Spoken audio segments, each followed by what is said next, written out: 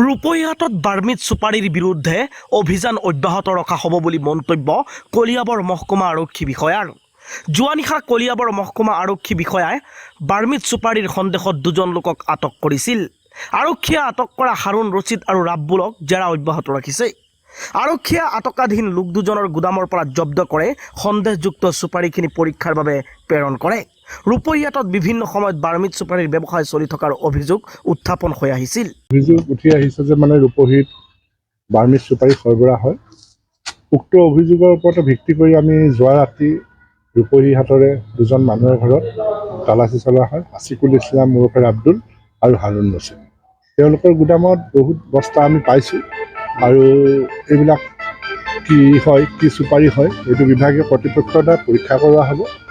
বিভাগীয় কৰ্তৃপক্ষৰ দ্বাৰা পৰীক্ষা কৰোৱাৰ অন্তত যথাবিহিত আইনী ব্যৱস্থা গ্ৰহণ কৰা হ'ব। আৰু তেনেকুৱা তথ্য কিবা লাভ কৰিছিলে যে বৰপাটালৰ মাজতে যি সৰবৰাহ হৈছিলে, হয়, তাত এখন গাড়ী জব্দ হৈছিলে আৰু সন্দেহজনক বাৰ্মিজ চুপাৰী গ্ৰেপ্তাৰ হৈছিলে। এতিয়া আমি সেই গোটেইবিলাক বিষয় সামৰি পেলাই তদন্ত কৰি আছোঁ আৰু পৰৱৰ্তী পৰ্যায়তো অভিযানটো চলি থাকিব। আৰু এতিয়া বৰ্তমান আমি বিভাগীয় কৰ্তৃপক্ষৰ দ্বাৰা পৰীক্ষা কৰাৰ অন্ততহে আমি যথাবিহিত ব্যৱস্থা গ্ৰহণ কৰিম। আৰু কেনেকুৱা তথ্য আছে বাৰ্মিজ চুপাৰীটো ক'ৰ পৰা সৰবৰাহ হয়, কেনেকৈ হয়, তেনেকুৱা কিবা তথ্য লাভ কৰিছে নেকি? হয়, এতিয়া সম্পূৰ্ণখিনি এতিয়া বস্তুটো তদন্তাধীন অৱস্থাত আছে। সেইকাৰণে এতিয়া গোটেইখিনি বস্তু ক'ব পৰা নাই। আৰু অভিযান চলি থাকিব। এই বিষয়ত বাৰ্মিজ চুপাৰীৰ বিৰুদ্ধে অভিযান চলি থাকিব। ঠিক আছে।